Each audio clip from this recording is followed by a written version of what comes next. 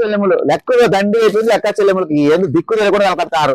250 రూపాయలు నేను చూడండి అక్క, చూడండి ఎట్లా ఉంది చూడక్క, జూట్ క్లాత్ ఇస్తానక్క, బాగుంటుంది. 250 రూపాయలు అంటే ఇది వెళ్తున్నానా, ఇది బాక్స్ లో ఉండాలా, జిగేలు జిగేలు అని చెప్పి 500 600 పెట్టి తీసుకుపోతారా? అంత లెక్క నా దగ్గర 250 రూపాయలు ఇస్తా కదా, అమ్ముకోండి అక్క చెల్లెమ్మలు, బాగా అమ్ముకోండి. నేను వద్దంటాను చెప్పండి, రూపాయలు సంపాదించుకోండి స్వామి అక్క చెల్లెమ్మలు అంటే. నేనంటే వీళ్ళు అస్సలు నా మాట ఇన్నేంటి రబ్బా.